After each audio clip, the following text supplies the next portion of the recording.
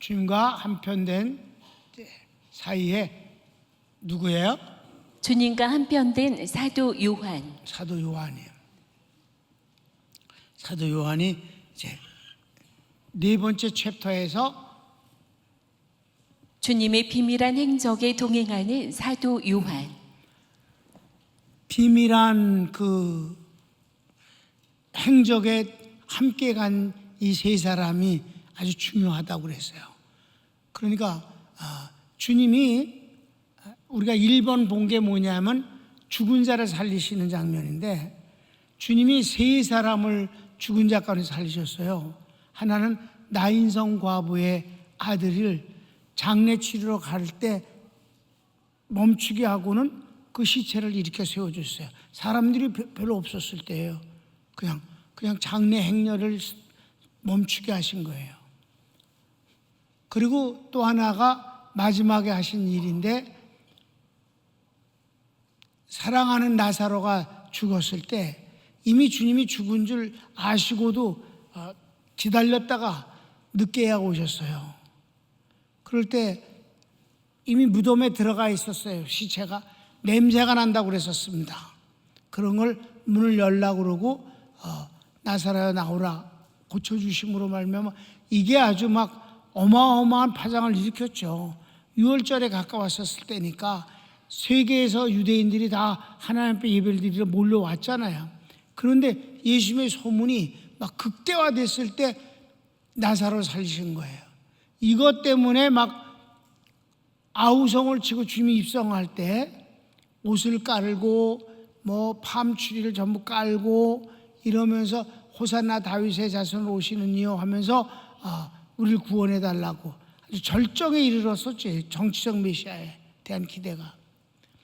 그런데 살리시는 거에 대해서 아주 실감나는 건 방금 죽은 거예요. 그리고 주님은 잔다고 그랬으니까 사람들이 막 조롱했단 말이에요. 그런 그 현장을 바로 세 제자만 데려가고 남은 제자는 오지 마라 거절하고 마침내 다른 모든 사람들 다 내쫓고 오직 세 사람의 제자만 데리고 가셔서 그 소녀가 일어나라 달리다굼 하심으로 살려주신 일은, 이건 이 세 제자에게는 굉장한 체험이에요. 이게 첫 번째 일어나는 일이었거든. 사람을 죽은 자리에서 살려주는 거 첫 번째 일이었어요. 이게 첫 번째 일어나면서 방금 죽었기 때문에 아주 논쟁이 많았고 관심의 대상이었을 때 이 세 제자를 데려와서 살려내신 거거든. 여러분 거기 참석한 사도 요한이 어떤 생각을 했겠어요? 굉장한 것을 체험한 거죠. 그리고 이제 또 큰 주님이 일생에 단 한 번만 딱 있었던 일이에요. 변화되는 거예요. 거기다가 다른 제자는 한 번도 체험 못했던 모세와 엘리야를 봤다니까. 뿐만 아니잖아. 하나님이 직접 음성으로 소리를 내주셨잖아요. 이럴 때 이 세 제자만 있었다. 그러니까 여러분, 주님 편에 선 제자도 중요하지만 주님이 네 편이다라고 스스로 증명하시는 일이 중요하다는 말씀을 했잖아요. 그게 중요한 거예요. 다른 은혜를 주셨다. 다른 체험을 주셨다. 특별하게. 다가 아니라 바로 이 세 제자만. 다음 시간엔, 다음 주일날은 뭐냐? 세 제자 다 때려치고 혼자만 체험하는 거. 사도 요한은 혼자만. 그런 것도 있다 이 말이죠. 그러니까 주님과 한편된 사이에 베드로도 딱지 맞고, 응? 다 딱지 맞는데 12제자 가운데서는 오직 한 사람 사도 요한만 들어갔고, 집사 가운데서 한 사람 스데반이 하나 들어갔고, 아멘. 그리고 낭중의 사도가 된 사도 바울만 들어갔잖아요. 구약에서 4명이고. 그러니까 제자 가운데 처음에 제자 12명 중에서는 딱 한 사람 요한만 들어갔다.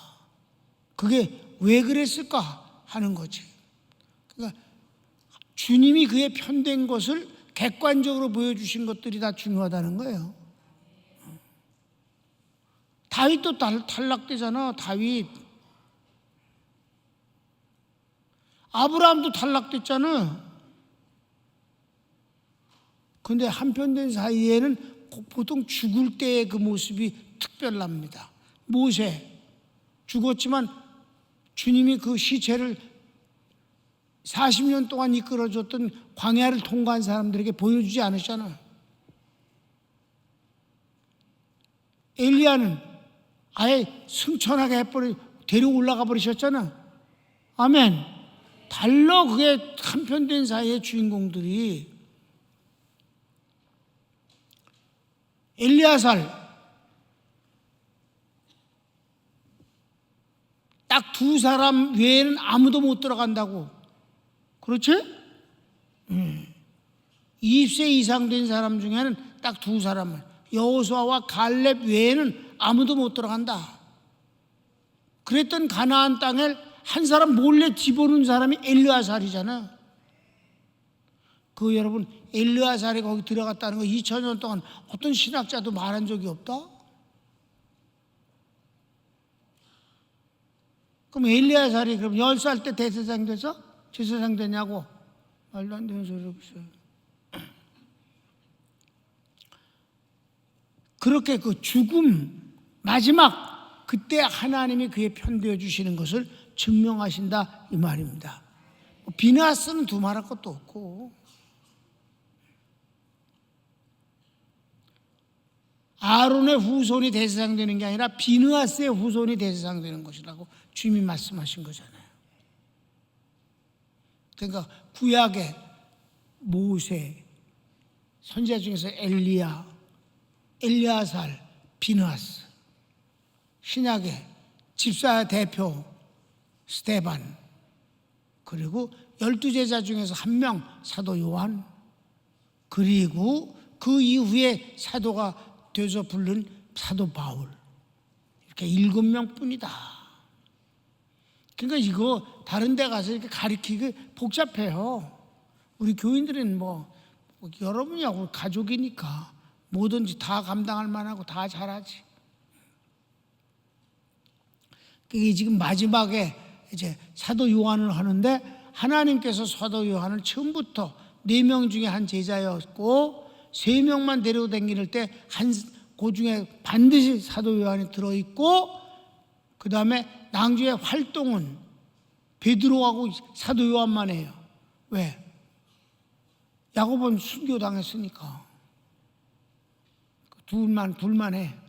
그런데 맨 마지막에 주님이 십자가에 죽으실 때는 베드로 3번 부인하고 나가서 통곡하고 그리고 사라지고 오직 사도 요한만 주님 곁에 있었다. 주님과 한편된 사이에 당연한 주인공이 되는 것은 분명하다. 다만 이 사도 요한이 한편된 사이로서 드러나는 사건이 별로 없어요. 그래서 그걸 찾느라고 조금 그래 힘들고 신경을 썼다 이 말이에요. 왜? 이 인간이 말이 없어. 평생 도대체 입을 안 열어. 그래서 아주 힘들어 이 인간이. 자, 오늘 변화산의 모습, 주님이 딱 일생에 한 번만 보여주신 장면에 이 사도 요한이 함께했다 이 말입니다. 여기서도 베드로만 떠들어. 베드로가 막 주책 떠는 얘기 좀 보자. 자, 2번 시작. 주님께서 산에 오르셨을 때 기적의 현상이 일어났습니다. 예수께서 베드로, 야고보, 요한만을 데리시고 높은 산 헬몬산에 오르십니다. 성경을 읽읍시다. 엿새 후에 예수께서 베드로와 야고보와 그 형제 요한을 데리시고 따로 높은 산에 올라가셨더니, 아멘. 여기서도 3제자만 데려가셨다. 나는 이런 면에서 봤을 때 여러분, 평강교회는 세계 어떤 교회보다 아름다운 하나님이 사랑하시는 교회예요. 한편된 교회, 주님과 한편된 교회, 평강교회. 이 가로치기 2번.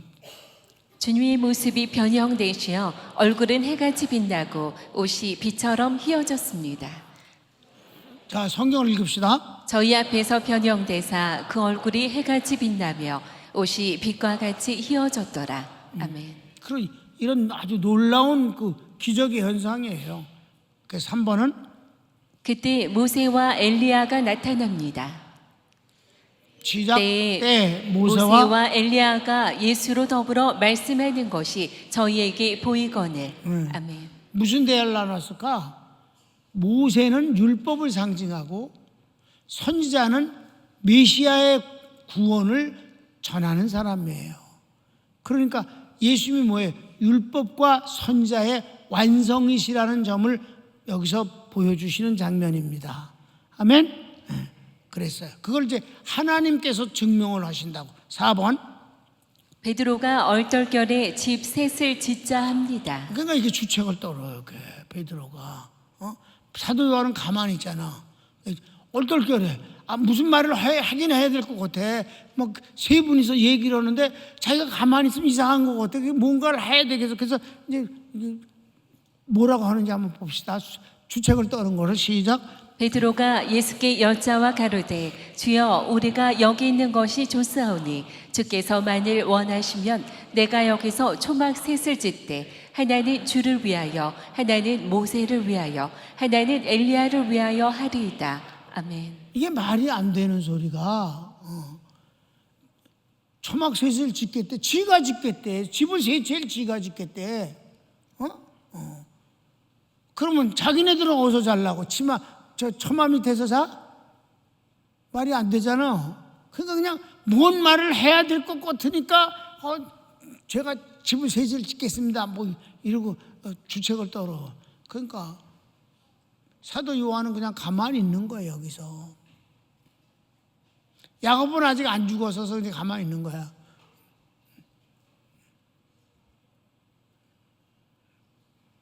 그런데 그때 하나님이 뭐라고 하셨어? 5번.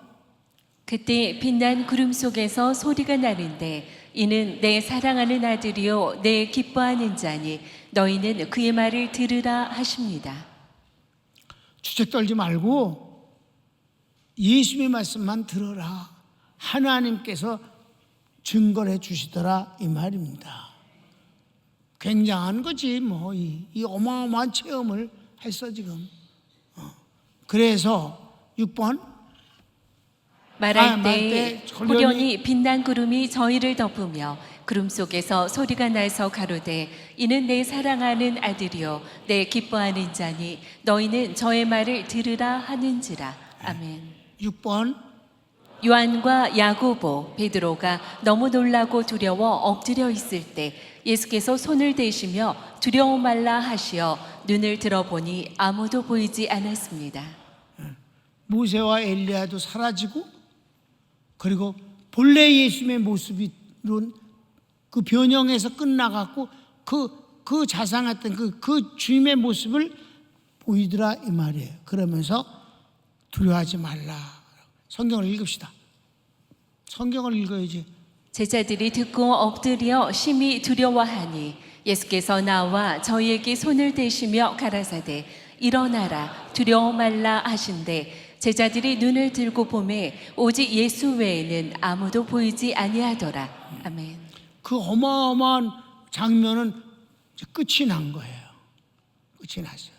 근데 이 제자들도 정말 하나님이 그런 음성 소리가 나고 그러니까 너무 두려워서 다 엎드러져서 죽은 것 같이 됐었다 이 말이에요. 그러면 사도 요한이 주님과 얼마나 가까워. 그렇지? 그런데도 불구하고 요한계시록 보면 어떻게 돼? 요한계시록 1장에서 예수님이 변형된 모습으로 딱 나타나셨을 때 저가 그냥 반 죽은 것 같이 엎드러졌잖아. 두려워갖고. 그러니까 우리가 주님이 우리에게 이렇게 영광 중에 나타나시면 그거 아주 좋을 것 같아도 다 고꾸라져서 아무것도 못해. 그래 안 그래? 제 제자들 봐, 세 명 다 죽을 것 같이 됐다 그래서 요한계시록 보면 요한이 그렇게 주님과 사랑하는 관계인데도 불구하고 그냥 거의 기절했잖아. 두려워서. 그러니까 주님이 이렇게 다시 해주셨잖아. 그런데 주님이 그 영광 중에 계신 주님이 자주 나타나 3번만 나타나면 이미 죽어. 심장마비로 죽는다니까. 한 번쯤은 잘 견뎌내면 넘어갈지 몰라. 근데 3번쯤이면 죽어버려요. 그럴 수도 있어. 그러니까 이렇게 그냥 말씀과 성령으로 이렇게 간접적으로 주님을 뵙고 사는 게 더 편해. 정말이에요, 여러분. 나도 아주 옛날이지, 오래된 건데 충청도 어딘가에 그 과수원이 있고 그런 지역인데 그 음성 그 군 전체가 연합 집회를 했었어요. 그때 내가 가서 강사를 했어요. 그 낮 집회를 하는데 난 항상 흑판을 놓고 했으니까 글씨 쓰면서 꼭 붕해를 했는데 이제 마기론을 했다고 저 낮 시간에 마기론 1시간을 했는데 그 이제 마기를 이렇게 그린답시고 이렇게 왜 그 도깨비 이렇게 그림 이렇게 그 그림을 그리면서 이렇게 입을 해갖고 이렇게 혀가 쑥 나온 걸로 그렸어. 이렇게 혀가 쑥 이렇게 그림이 있어. 그런 그림이 이렇게 해갖고 이렇게 혀가 쏙 나오게 그 그림을 그리고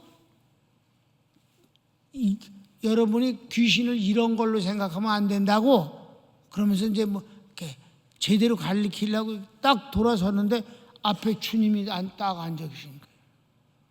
나 평생 처음이야 그런 거는. 그때 너무 내가 놀라가지고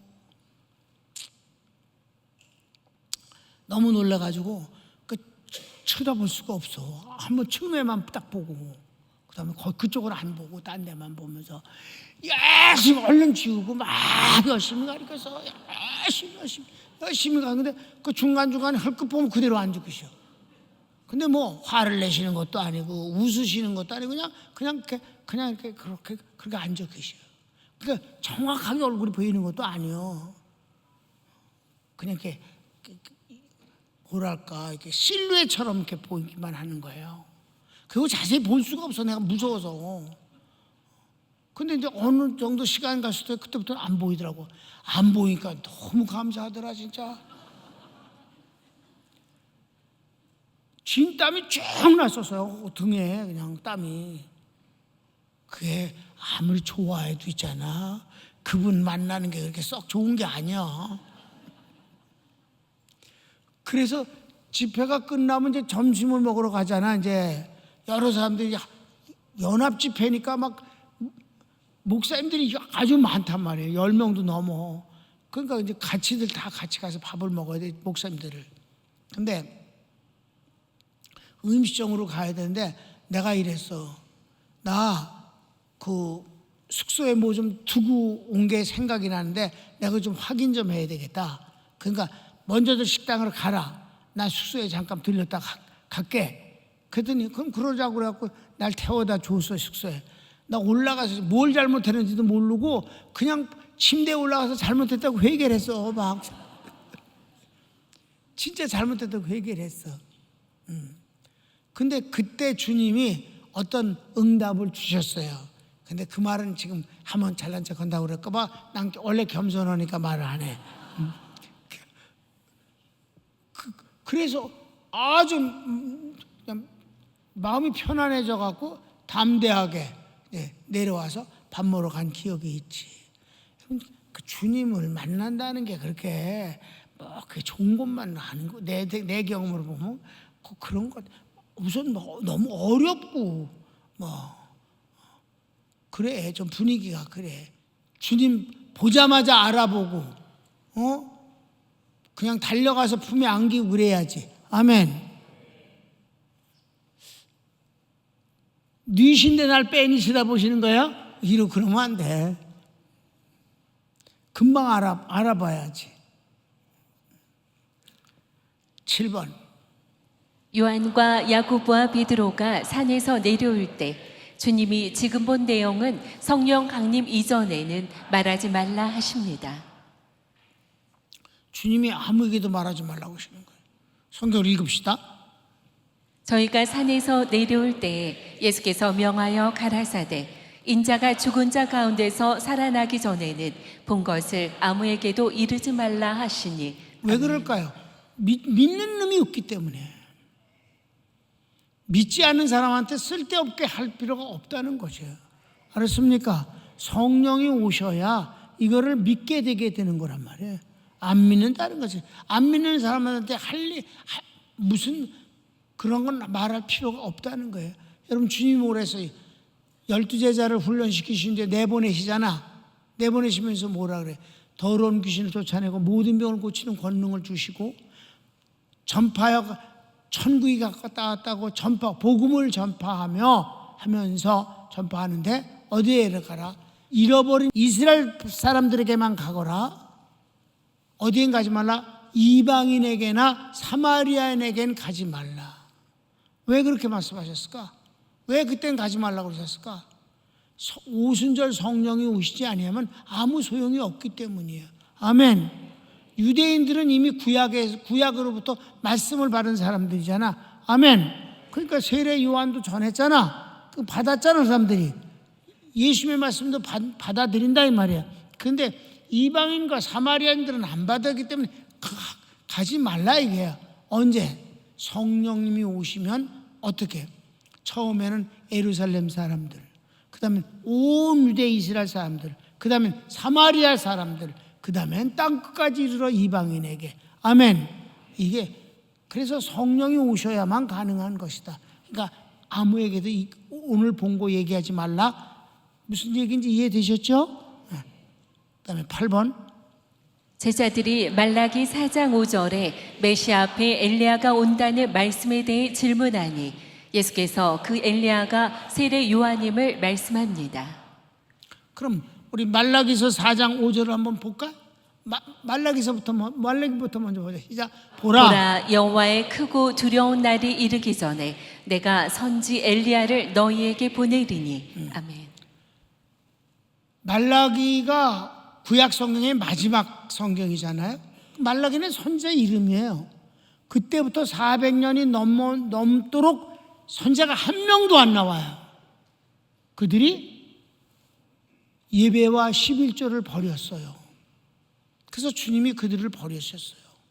그래서 이스라엘 민족이 버림을 받아서 하나님으로부터 얼마 동안 400년간이나 버림을 받은 거예요, 여러분.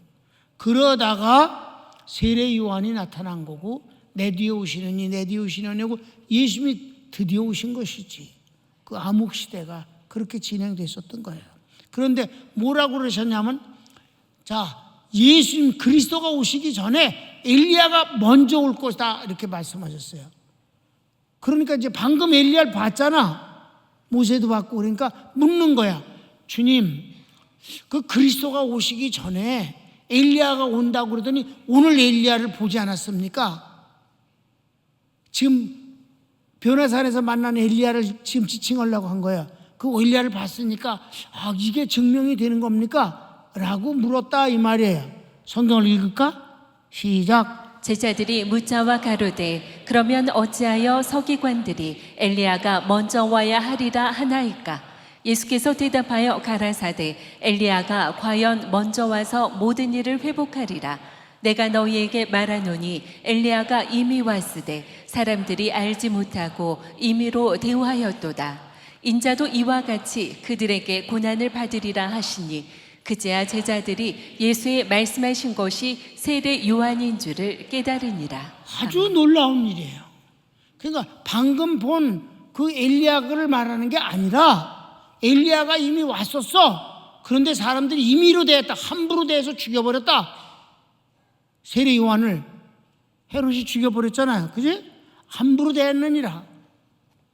그러니까 제자들이 똑똑해갖고 방금 본 그 엘리야가 아니라 세례 요한을 엘리야라고 그러시는 거로구나. 이렇게 깨닫더라 이 말이에요.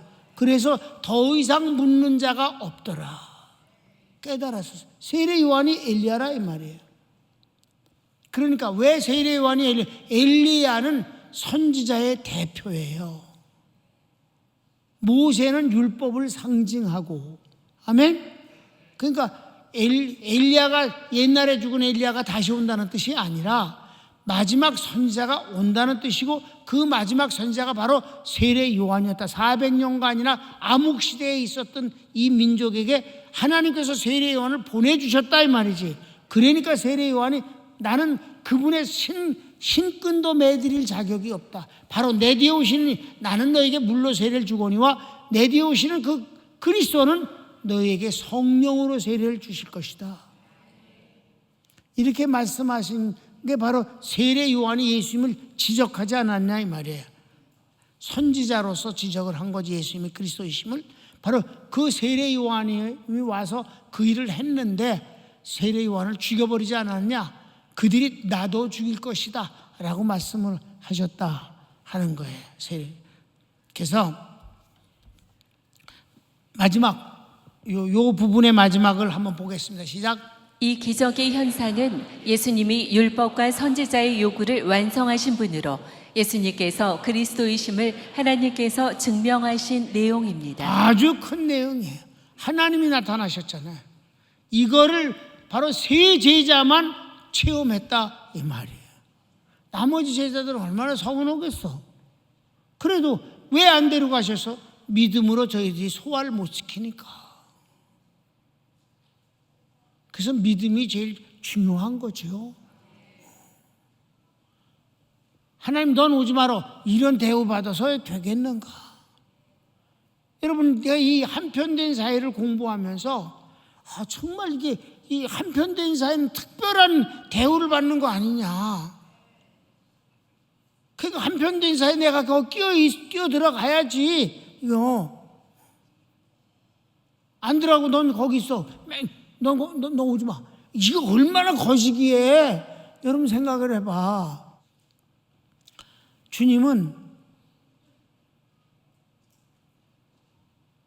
주님이 받으시는 것도요 엄청난 거예요. 이러셨어요. 얼마나 드리면 주님이 만족하실래요?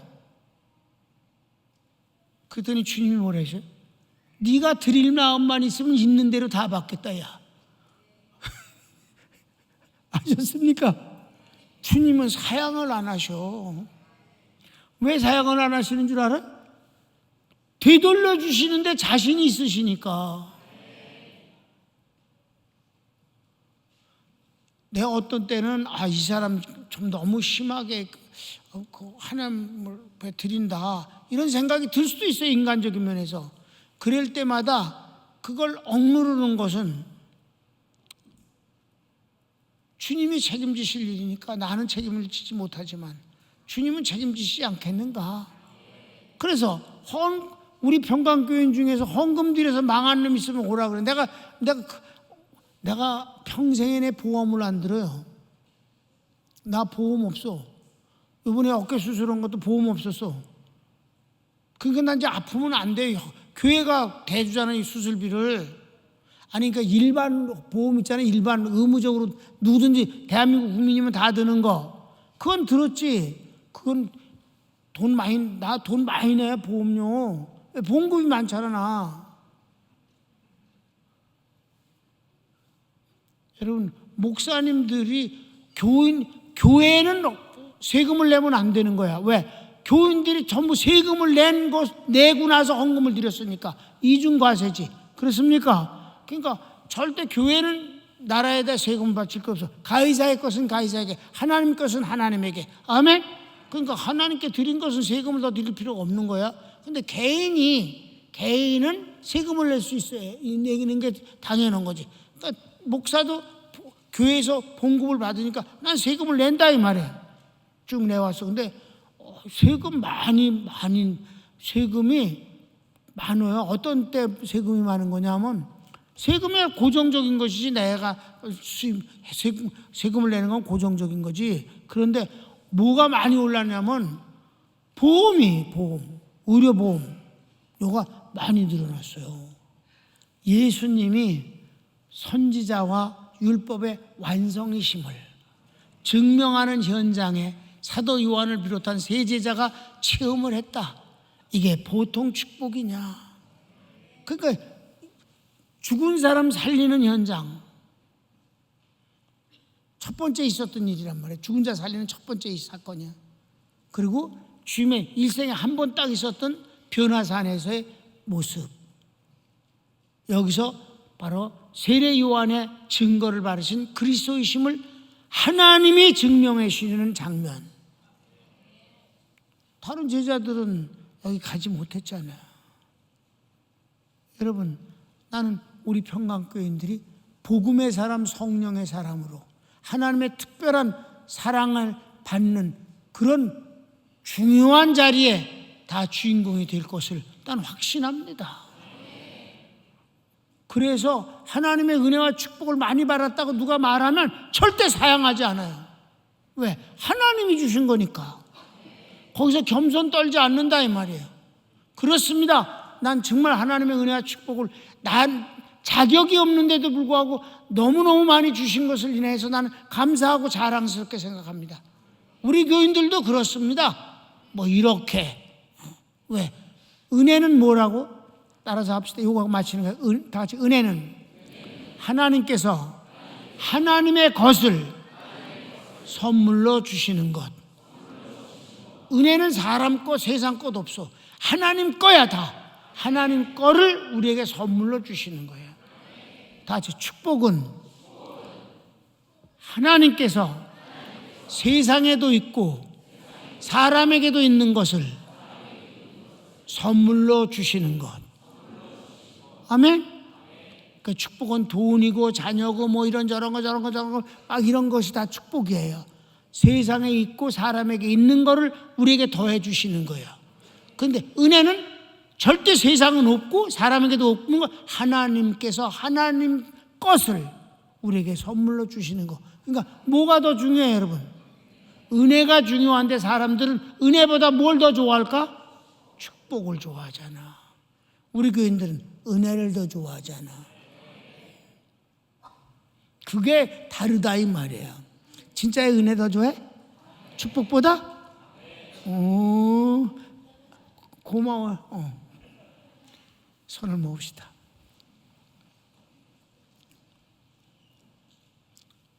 사랑하는 여러분, 오늘 우리 사도 요한이 주님과 한편된 사이인 것을 담임 목사가 골라내는데 그렇게 간단하지 않았어요.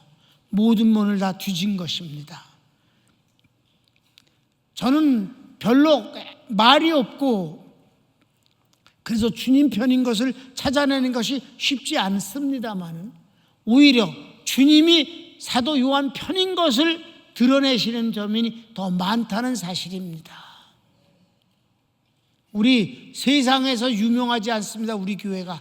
담임 목사도 세상에서 유명하지 않습니다. 그래도 하나님이 우리에게 주시는 놀라운 은혜는 어떤 데서도 찾아볼 수 없는 것임을 믿으시기 바랍니다.